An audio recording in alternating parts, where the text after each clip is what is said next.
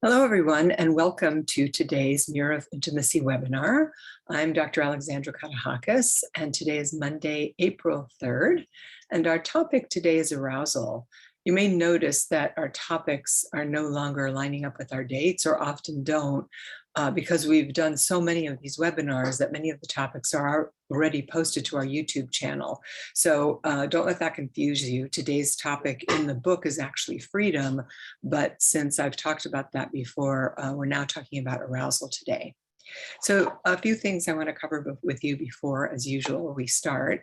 I want to remind you to type your questions into the Q&A box, and I'll answer those as we go along. And we also ask you to leave your book reviews or comments on Amazon for Mirror of Intimacy. Let us know what you think of the book. Let us know how you're using the book. Just let us know what you love about the book, and that's most appreciated always. You'll see in the chat box that if you have any questions at all, you can find our intake counselor standing by at 310-843-9902. The book link is there. And also my newest workbook, What Turns You On?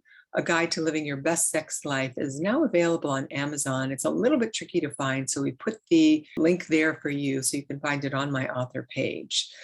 If you're watching this on YouTube, don't forget to subscribe to our channel by clicking the subscribe button, and that way you will never miss a post.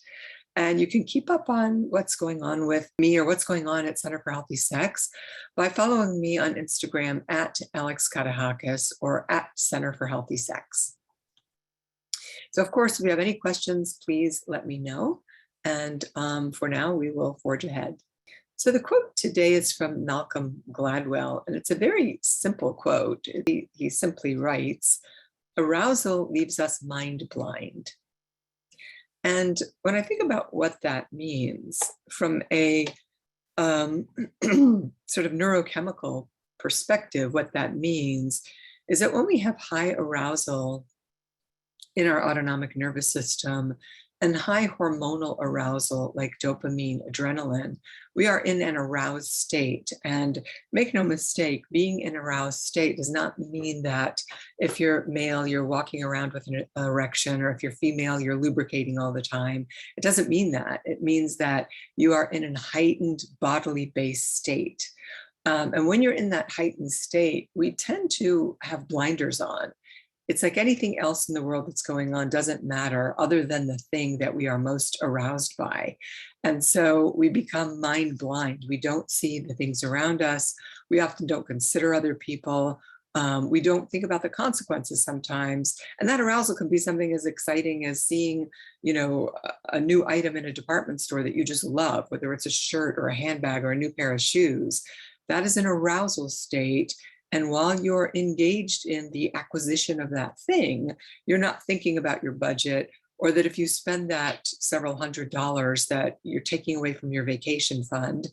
So we don't think when we're in aroused states oftentimes. And of course, that depends on how much arousal is in the system also, which I can get back to. So when we think of arousal, we naturally think of sexual arousal, as I said, but sex is only one arousal state in the body. There are many arousal states. For example, excitement is an arousal state, joy, feeling very happy about something, fear, and anxiety are all states of arousal that can exist on their own. And they can exist on their own during a sexual encounter as well. Now, to be clear, if you are in a highly anxious state, or if you're very fearful or even terrified, you won't be able to perform sexually. Your body might respond, however, and that can be very confusing to people. So, for example, if a child is being sexually tampered with in any way, the body, the autonomic nervous system, is feeling the excitation of the touch, of the pleasure. It doesn't have cognitive thought about whether it's right or wrong. The child is thinking that this doesn't feel right, or it feels shameful or dirty or like they're bad. They're definitely thinking thoughts about what's going on. But even though they think it's bad or wrong, they're going through with it anyway, first of all, because they're a child and there's an adult who's sort of cornered them, but also because their bodies are responding appropriately, actually. And this holds true for females also, which I've talked about, that if a genetic female is being assaulted or raped, she's going to lubricate and maybe even orgasm. And that can be very, very confusing to the person who is being victimized because they don't want this victimization to occur. They're being held hostage and without consent, and yet their body is responding in a different way. And the body responds in a way that is for our own protection, our own self-preservation. Without that arousal, without that lubrication, that same female would suffer gravely internally if she were being, assaulted in that way. So let's just keep that in mind, that there are two things going on at all times. There's the arousal of the body, and then there's what's happening in the mind and what we do and don't want. Self-consciousness and anxiety can interfere wholeheartedly with sexual arousal. And I consider self-consciousness a manifestation of shame, that when we're outside of ourselves, looking at ourselves during a sexual experience, that is a shame state. And when we're in a state of shame or anxiety, our lust gets dampened down. We don't get to have the experience of pleasure, of taking what we want, of asking for what we want, of feeling into the body in a way that's all about us. It's all about receiving pleasure.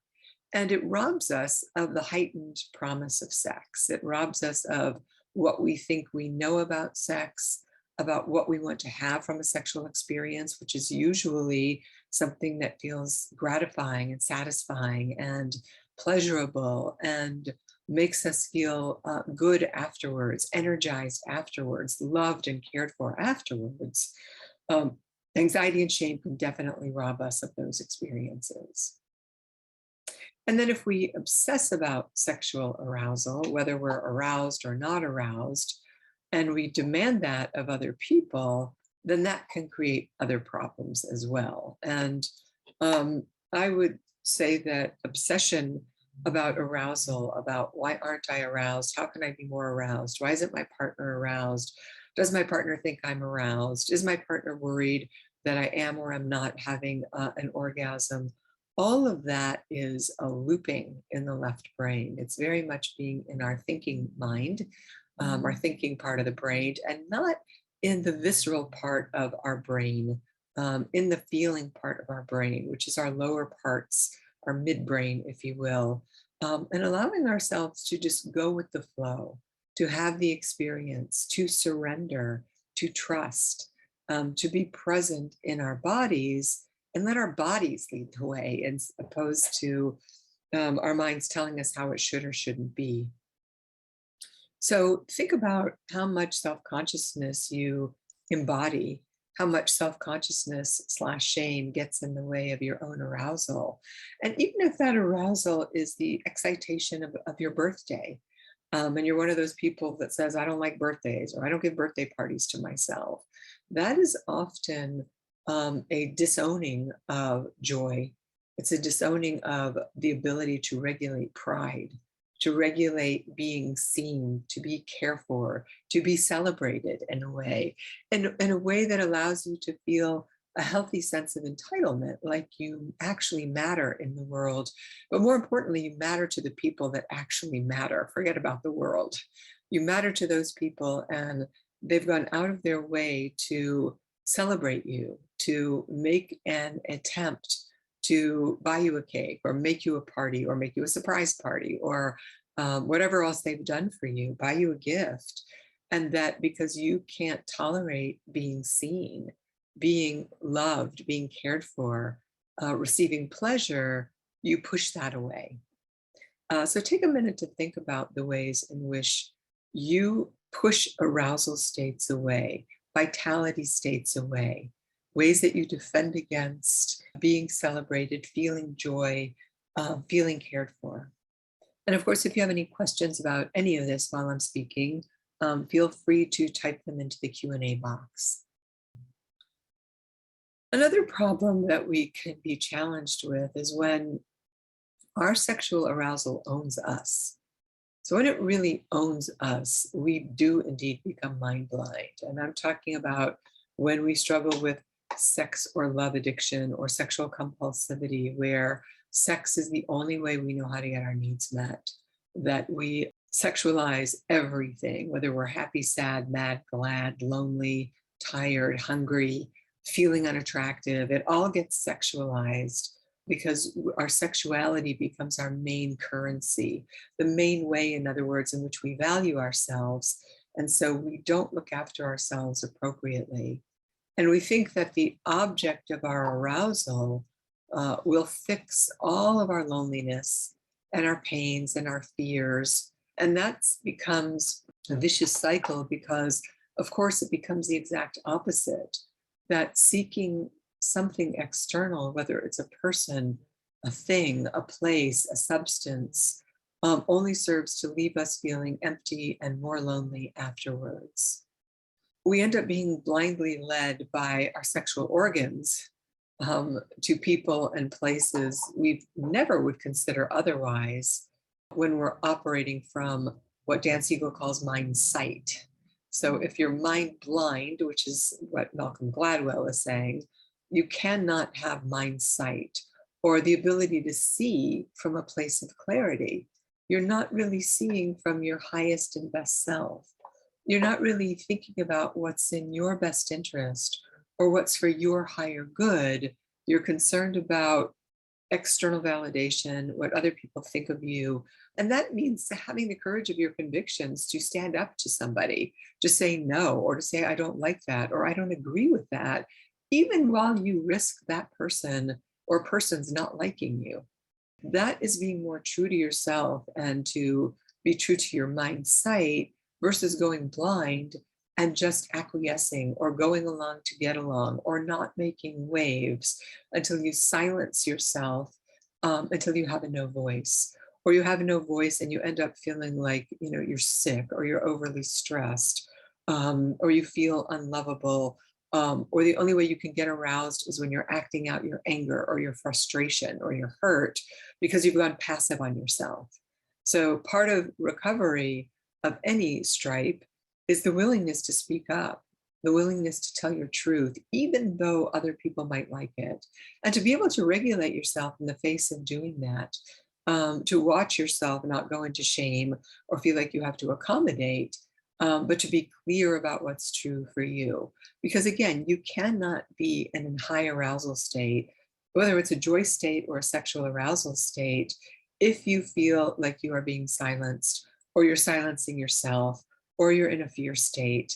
It just won't go anywhere. You'll just end up feeling flat internally. And that's what we end up identifying as low-grade chronic depression, which we call dysthymia, or we call it full depression if it is full depression. Someone writes, my arousal is fused with terror, which is a very difficult issue. So yes, when that is the case, that requires, again, long-term therapeutic work, or at some point owning that that is one's arousal template and having explicit conversations with the lover who's willing to practice those practices with you in a way that is safe and sane and consensual. So whatever your arousal template is tied to, make sure that you explore it thoroughly. And it's not about, repairing yourself out of that particular arousal template, unless it doesn't serve you at all. It is about finding ways to accommodate it, again, that feels safe, that feels good to you, and to be in acceptance that that's actually what's true for you. When we're overpowered by sexual arousal, we tend to think of arousal as the domain of our genitals, as I was saying when we started, and we entirely miss the magic of full body sensory arousal. So think about what it feels like when you bite into something that's just unbelievably delicious, whether it's your favorite chocolate or vanilla ice cream or a piece of cake, or it could even be a delicious steak if you're so inclined, that the way that you feel the taste in your mouth, the way you savor it, the way you feel that arousal in your entire being. And people talk about food gasms for good reason, because there is a full body sensory experience to that. And when you think about arousal this week after this conversation, I hope you start to think about, what are the ways in which I feel arousal all the time, but I don't acknowledge it. It can be being with friends and having just a full-bodied laugh, a really great hysterical laugh over something silly or something that doesn't really matter about anything. But that is an arousal state. That's a highly valent state in the body. And that laughter together brings a feeling of dopamine. It's excitatory, it's novel.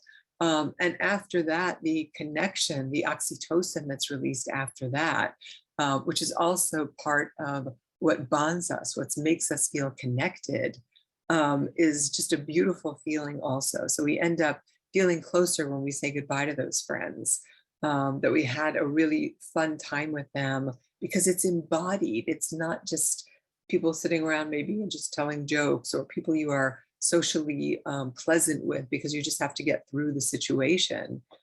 It's a much more connected arousal state. Someone writes here, how do one know if something arousing is simply habituation or real arousal within which you talk about? What cues to look out for? Can habituation become a natural template? Can it be changed? If yes, how? Well, there's a lot of complexity to this question. So we don't know, because for starters, we are nothing but a series of habits. And these habits are often referred to as adaptive strategies. So we create these habits and we run them over and over and over again. And when we do, we start to habituate them. So we know that what fires together neuronally wires together, and they become states. These states become traits inside of us.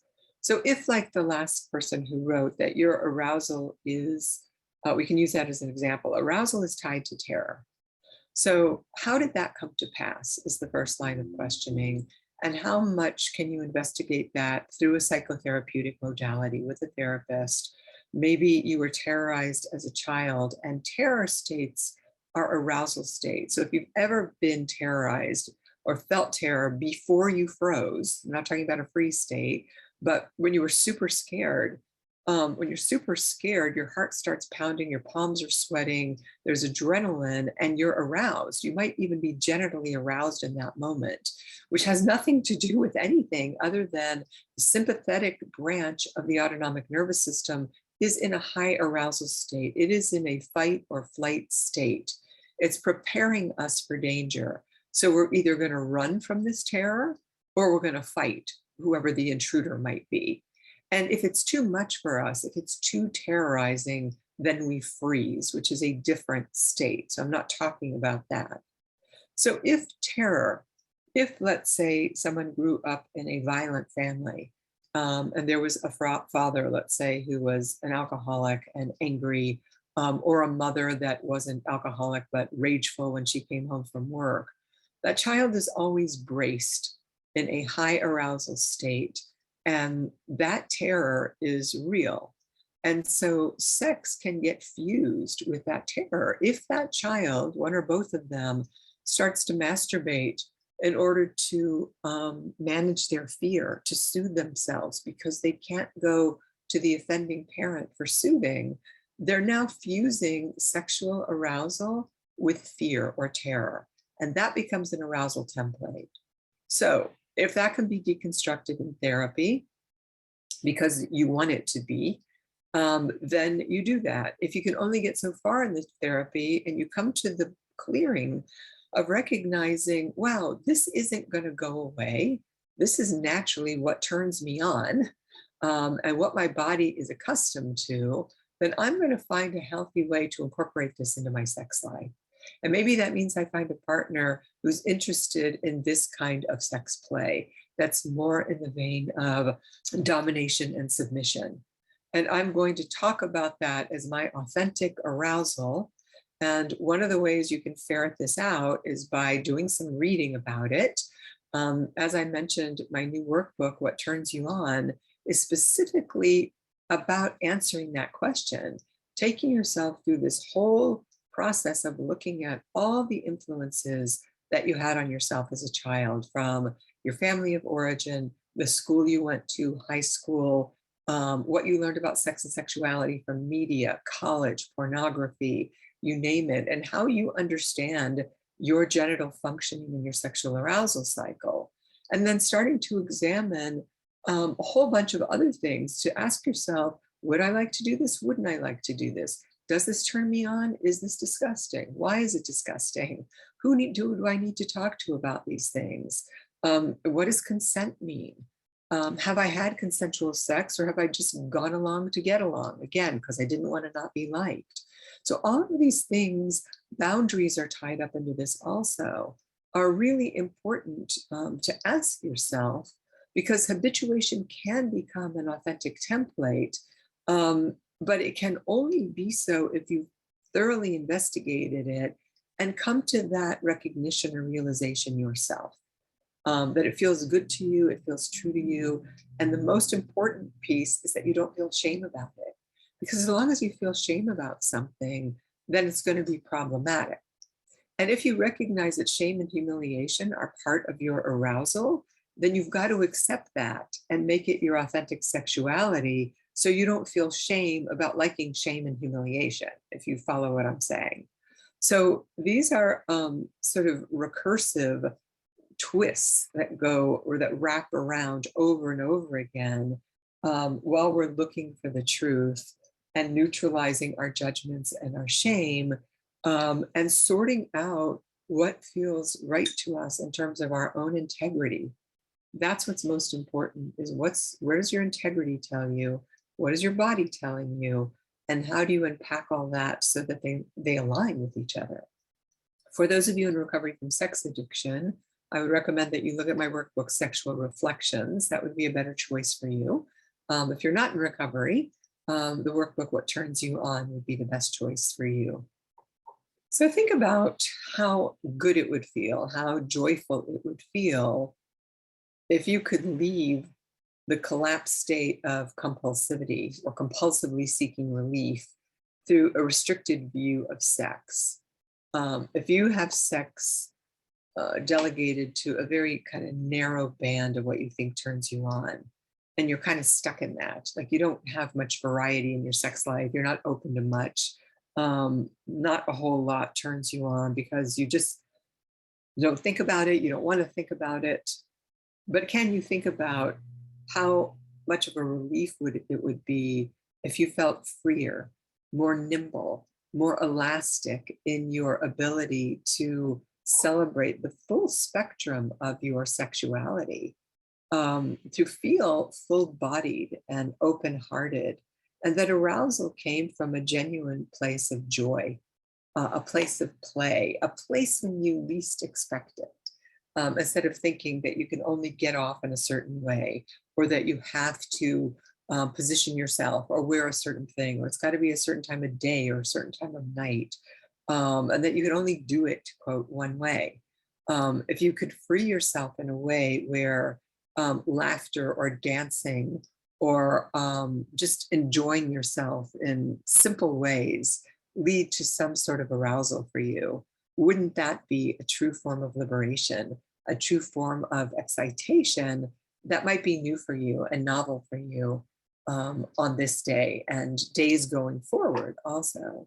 So take a moment to think about, where are you restricted sexually? How's your sexual style different from your partner's sexual style? And do you judge them for that? Or are you curious about what turns them on? And are you willing to share your deepest, darkest secrets of what turns you on to your partner so that you can have the kind of sex you want to have? I think we're having trouble with our camera here, and I'm not sure exactly what's going on. So I don't know if you guys can still see me or not. Hopefully you can still hear me. So think about the word arousal being synonymous with happiness today.